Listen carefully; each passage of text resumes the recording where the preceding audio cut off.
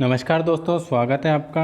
आज मैं आपके लिए गणित पेडागोगी का वापस से मॉक टेस्ट लेकर आया हूं। जो मैंने आपको कल एक मॉक टेस्ट कराया था वो कराया था 16 फरवरी 2019 को जो एग्ज़ाम हुई थी उसका पेपर। आज हम करेंगे 21 सितंबर 2014 में जो आपकी गणित मतलब जो CTET की एग्ज़ाम हुई थी उसमें गणित के क्वेश्चन जो पूछे हैं उसके बारे में अपन डिस्कस करेंगे। इससे पहले मैंने आपके 5 6 से 7 वीडियो गणित पेडालॉजी के बना चुका हूँ। तो आज शुरुआत करते हैं। कॉपी पेन लेकर बैठना है और आपके कितने नंबर आ रहे हैं और पेपर कैसा आता है उसको एक बार आपको एनालिसिस करना है। तो शुरुआत करते हैं अपने पहले क्वेश्चन की ओर। हमारा पहला क्वेश्चन है, राष्ट्रीय पाठ्य चर्चा की रूपरेखा 2005 के अनुसार प्राथमिक स्तर पर संख्याओं और उन पर संक्रियाओं मात्राओं का मापन आदि का शिक्षण क्या कहलाता है? गणित शिक्षण के संकीर्ण उद्देश्यों को पूरा करना, गणित शिक्षण के उच्च उद्देश्यों को पूरा करना, या बच्चों की चिंतन प्रक्रिया के गणितीकरण के उद्देश्य को पूरा करना, या महत्वपूर्ण गणित शिक्षण के उद्देश्यों को पूरा करना। बताएं। राष्ट्रीय पाठ्य चर्चा की रूपरेखा 2005 के अनुसार प्राथमिक स्तर पर संख्याओं और उन पर संक्रियाओं मात्राओं का मापन आदि का शिक्षण क्या कहलाता है? तो हमारा आंसर होगा ऑप्शन नंबर पहला, गणित शिक्षण के संकीर्ण उद्देश्यों को पूरा करना। बढ़ते हैं अपने अगले क्वेश्चन की ओर। ये बताएं, कक्षा तीसरी में एक शिक्षक शिक्षार्थियों को 45, 62 और 728 का योग करने के लिए कहता है। एक शिक्षक प्रश्न के उत्तर निम्न प्रकार से परिवर्तित करता है। तो मतलब उसको जोड़ करने के लिए कहा गया पर उसने इस प्रकार से जोड़ किया। यह प्रतिक्रिया यह दर्शाती कि बच्चे में किसकी कमी है? बताएं। योग के कौशल की, स्थायी मान की अवधारणा की, पुनर्समूहीकरण के द्वारा योग के कौशल की, या योग के सही क्रम की अवधारणाएं की। बताएं इसका सही आंसर क्या होगा? तो उसने सही आंसर करा है या गलत ये आपको देखना है। तो उसमें किसकी कमी है? तो उसमें स्थायी मान के अवधारणा की कमी है। स्थायी मान के अवधारणा की कमी है। ऑप्शन नंबर दूसरा। कक्षा चौथी की पाठ्यपुस्तक से दी गई निम्नलिखित समस्याओं में से कौन सी बहु अनुशासनात्मक समस्या की ओर संकेत करती हैं? हमारे सामने 4 ऑप्शन है। भारत के झंडे का आरेख बनाइए और झंडे में सममिति रेखाओं की संख्या की पहचान कीजिए। दूसरा है, दी गई आकृति की दर्पण छवि का आरेख बनाइए। दी गई आकृति में कितनी सममिति रेखाएं हैं? और चौथा है, किसी दी गई ज्यामितीय आकृति में एक सममिति रेखा खींचिए। बताएं। तो इसका सही आंसर आपने लगा दिया होगा। इसका सही आंसर है ऑप्शन नंबर पहला, भारत के झंडे का आरेख बनाइए और झंडे में सममिति रेखाओं की संख्या की पहचान कीजिए। ये बताएं, निम्न ग्रिड वर्गाकार कागज पर खींचा गया है। ये THHTO THHTO यह निरूपण किसकी ओर संकेत करता है? गिन तारा अबेकस पर संख्या की स्थिति, स्थायी मान की अवधारणा, दहाई और इकाई की तुलना, या गणितीय खेल। बताएं यह किसकी ओर संकेत कर रहा है? ये जो आपने बना रखा है यहाँ पे, फिर एक छोड़ के फिर यहाँ पे बना दिया, तो ये किसकी ओर संकेत कर रहा है? बताएं इसका सही आंसर। तो इसका सही आंसर आपने लगा दिया होगा। यह स्थायी मान की अवधारणा की ओर संकेत करता है। ऑप्शन नंबर दूसरा। देखो, ओल्ड पेपर के क्वेश्चन इसलिए कराने जरूरी है कि आपको आइडिया हो जाए कि किस टाइप के गणित पेडागोगी के क्वेश्चन आ रहे हैं। ये मैं आज आपको 2014 के बाद 2015 और 2016 2 पेपर और बचे हैं। इसके बाद मैं आपको 2011 से 2019 तक के यही क्वेश्चन की एक साथ की PDF भी सेंड कर दूंगा और एक 3 घंटे का एक ऑनलाइन क्लास रहेगी, उसमें मैं आपको वापस से इसी क्वेश्चन के बारे में बताऊँगा। तो अगर आपको ऐसा करना है कि वापस से सर एक बार और 2011 से 2019 तक के सारे पेपर एक साथ करा दो गणित पेडालॉजी के, तो मेरे को कमेंट बॉक्स में कमेंट करके ज़रूर बताएं। और अगर किसी ने चैनल को सब्सक्राइब नहीं किया है तो सब्सक्राइब कर लेना। तो मैं आपको ये 2 ओल्ड पेपर और ख़त्म हो जाएंगे, इसके बाद मैं आपको 2011 से 2019 तक की PDF सेंड कर दूँगा और इसी के सारे क्वेश्चन एक बार और आपको करा दूँगा। तो इसका आंसर बताएं। प्राथमिक स्तर के बच्चों दी गई आकृतियों को उनकी दिखावट के आधार पर वर्गीकृत करने के योग्य हैं। वेन हाइल के अनुसार, किसके अनुसार? जो वेन हाइल है उनके अनुसार वे ज्यामिति के रिक्त स्थान पर हैं। कौन से स्तर पर हैं? मानसिक चित्रण पर, विश्लेषणात्मक स्तर पर, अनौपचारिक निगमन स्तर पर, या औपचारिक निगमन स्तर पर। बताएं।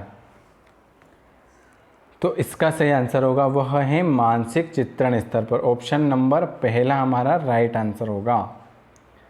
51वां क्वेश्चन क्या पूछ रहा है, हस्तपरक प्रतिमान, स्थिर चित्र, लिखित प्रतीक, मौखिक और लिखित भाषा, वास्तविक संसार की स्थितियाँ अथवा संदर्भ रिक्त स्थान को दर्शाने के 5 तरीके हैं। गणितीय चिंतन एवं विचार, ज्यामिति प्रमाण, गणित की पाठ्य चर्चा या गणितीय शब्द भंडार। बताएं इसका सही आंसर क्या होगा।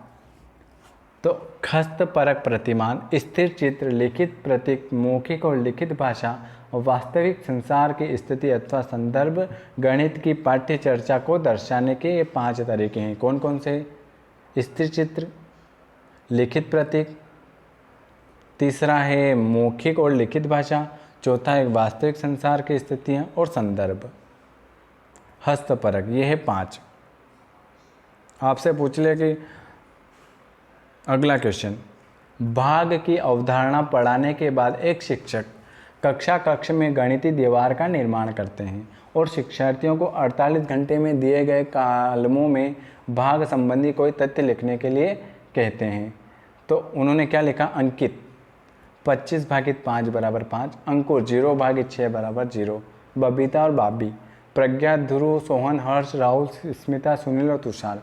यह गतिविधि रिक्त स्थान में शिक्षित की सहायता कर सकती हैं। जो इनको दे रखे उन्होंने भाग दिया है, तो ये किसकी ओर सहायता करते हैं? शोर मुक्त कक्ष वातावरण बनाने में, अगले 2 दिनों के लिए शिक्षार्थियों को किसी गणितीय कार्य में व्यस्त रखने में, प्रत्येक बच्चे को अभिव्यक्ति के एक और दूसरे सीखने के अवसर देने में, शिक्षार्थियों द्वारा सीखे गए तथ्यों की संख्या का रिकॉर्ड रखने में। देखो मैंने आपके गणित पेडालॉजी के जो बेसिक क्वेश्चन थे वो भी करा दिए हैं। अब मैं वापस से आपको डबल जितने भी मतलब 2000 MCQs करा दूंगा मैं आपको ओल्ड पेपर इसलिए करा रहा हूँ कि ओल्ड पेपर भी रहेंगे और इसके अलावा जितने भी मैथ्स पेडालॉजी के क्वेश्चन है वो सारे करा दूंगा। तो आपके 15 नंबर कहीं नहीं जाएंगे। कभी आपसे अगर ओल्ड पेपर के ही क्वेश्चन पूछ लिया तो आपको ये इससे क्या एक बार याद रहेगा। इसका सही आंसर बताएं 52 का।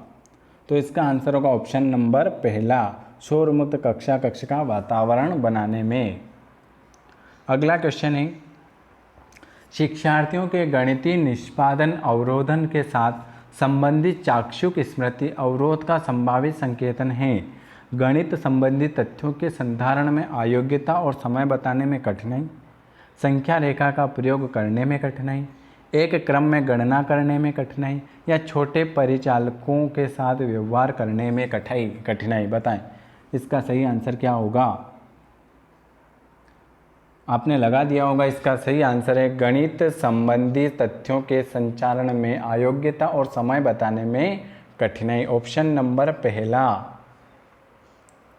अगला क्वेश्चन है, एक शिक्षक कक्षा तीसरे में निम्नलिखित कार्यों का विवरण करता है और बच्चे को समान आकृतियों का मिलान करने के लिए कहता है।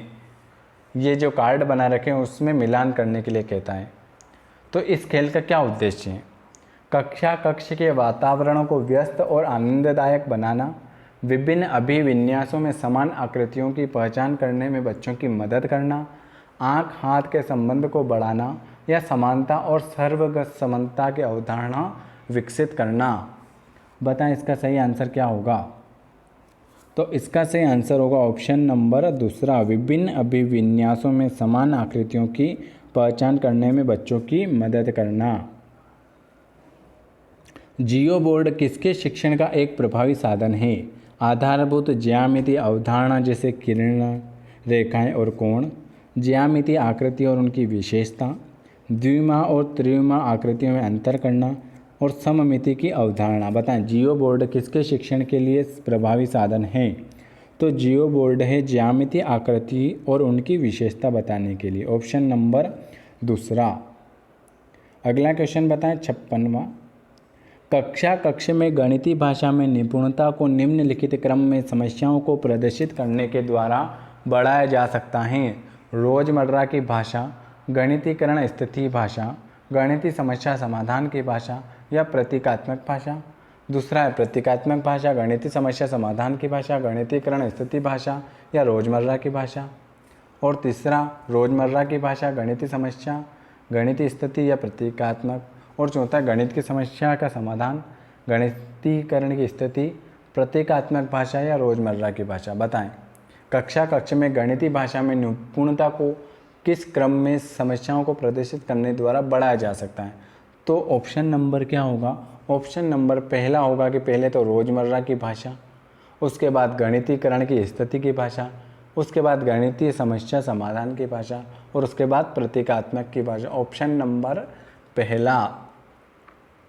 अगला क्वेश्चन है, गणित में प्रकरण संबंधी प्रवाह पूर्णता का अर्थ है नियम, सूत्र और कलन विधियां, गणित का ज्ञान होना और परिशुद्धता, लचीलापन एवं निपुणता के साथ उनका क्रियान्वयन करना। गणित में लचीलापन रिक्त स्थान की ओर संकेत करता है। समान प्रकरण से विभिन्न प्रकार की समस्याओं का समाधान करने की योग्यता, समान निपुणता के साथ अंक गणित और ज्यामिति की समस्याओं का समाधान करने की योग्यता। तीसरा है, एक से अधिक उपागमों का प्रयोग करते हुए एक खास प्रकार की समस्याओं का समाधान करने की योग्यता। और चौथा है, परिशुद्धता के साथ समस्याओं का समाधान करने और उससे सभी चरणों को लिखने की अवस्था। बताएं इसका सही आंसर क्या होगा? तो इसका सही आंसर होगा ऑप्शन नंबर तीसरा, एक से अधिक उपागमों का प्रयोग करते हुए एक खास प्रकार की समस्याओं का समाधान करने की योग्यता। अगला क्वेश्चन है, एक बच्चा मानसिक रूप से 27 + 38 को 65 के रूप में परिकलित करता है। जब उसे योग करने के अपने तरीके के बारे में व्याख्या करने के लिए कहा गया तो उसने प्रतिक्रिया के रूप में कहा कि 38 40 के नज़दीक हैं, इसलिए 27 + 40 67 हैं, तो मैंने 65 को प्राप्त करने के लिए 2 घटा दिए। योग करने की यह युक्ति क्या है? प्रत्यक्ष प्रतिरूपण है, पुनर्समूहीकरण है, प्रतिकारी है या समृद्धि कारक हैं? बताएं इसका सही आंसर क्या होगा? तो इसका सही आंसर है प्रतिकारी है। क्या है? प्रतिकारी है। उसने क्या करा, 38 और 40 के नज़दीक हैं तो उसने इसको जोड़ दिया और उसमें से 2 घटा दिए तो उसे 65 प्राप्त हो गया, तो वो है प्रतिकारी। अगला क्वेश्चन है, मानसिक गणित संबंधी गतिविधियां महत्वपूर्ण हैं क्योंकि यह निम्नलिखित में से किसी एक के अवसर उपलब्ध कराती हैं। मानसिक संगणना संबंधी प्रक्रियाओं का विकास, क्योंकि शिक्षार्थी तेज गति से संख्याओं के परिकलन के बीच संबंधों की पहचान करने की कोशिश करते हैं। पेपर पेंसिल का उपयोग करते हुए कक्षा में प्रक्रियाओं को सीखने में निपुणता प्राप्त करना। तीसरा है, कलन विधि को सीखने में निपुणता प्राप्त करना और कम समय में अधिक संख्या की समस्याओं का अभ्यास करना। और चौथा है, परिकलन में परिशुद्धता के साथ उनकी गति को बढ़ाने और परीक्षाओं में उनके निष्पादन में सुधार करने में मदद करना। बताएं। तो इसका आंसर होगा ऑप्शन नंबर पहला, मानसिक गणित संबंधी गतिविधियां महत्वपूर्ण हैं क्योंकि यह मानसिक संगणना संबंधी प्रतिक्रियाओं का विकास, क्योंकि शिक्षार्थी तेज गति से संख्याओं के परिकलन के बीच संबंधों की पहचान करने की कोशिश करते हैं। अगला क्वेश्चन है, प्राथमिक कक्षा का एक बच्चा संख्या, संक्रिया, चिन्ह, सिक्कों एवं घड़ी की सुइयों में अंतर स्थापित नहीं कर पाता है। यह तथ्य इंगित करता है कि इस बच्चे को निम्नलिखित में से किस प्रक्षेत्र में समस्या है? श्रवण संबंधी, प्रक्रिया संबंधी, दृश्य प्रकरण या भाषा प्रकरण? बताएं इसका सही आंसर क्या होगा? तो इसका सही आंसर है ऑप्शन नंबर तीसरा, प्राथमिक कक्षा का एक बच्चा संख्या, संक्रिया, चिन्ह, सिक्कों एवं घड़ी की सुइयों में अंतर स्थापित नहीं कर पाता है। तो यह तथ्य इंगित करता है कि उसे दृश्य प्रकरण के प्रक्षेपण में समस्या है। ऑप्शन नंबर तीसरा।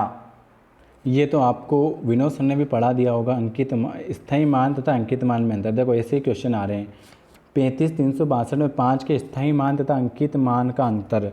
तो 5 का स्थायी मान कितना है?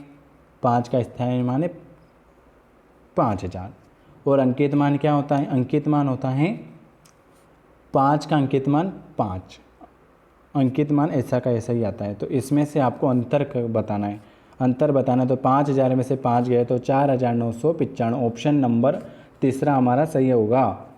35,362 में 5 का स्थायी मान और अंकित मान में अंतर, तो इसमें 5 का अंकित मान है, स्थायी मान है 5000 और अंकित मान है 5, तो ये हो गया 4995। ऑप्शन नंबर तीसरा। अगला क्वेश्चन है 10 इकाई 10 गुणित 1 ये हो गया 10। 10 ढाई, 10 गुणित 10 इकाई ढाई, ये हो गया 100। और 10,000, 10 गुणित इकाई ढाई सैकड़ा हज़ार, इकाई ढाई सैकड़ा और हज़ार, तो कितने हो गए? 1 2 3 4 5, 1 2 3 4 5, तो कितने हो गए? देखो मैं बता देता हूँ।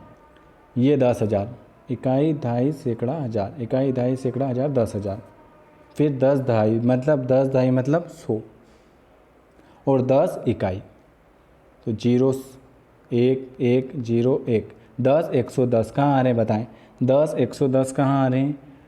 10 110 गलत है, 10 110 ऑप्शन नंबर तीसरा। 10 110 कहाँ आ रहे हैं? तो ऑप्शन नंबर तीसरे में आ रहे हैं।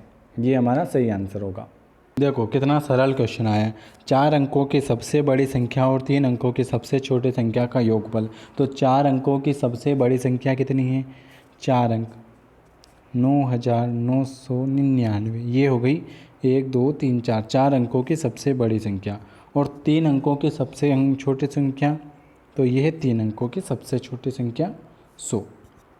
इन दोनों का सबसे छोटी संख्या का योगफल, इन दोनों का योगफल कितना होगा?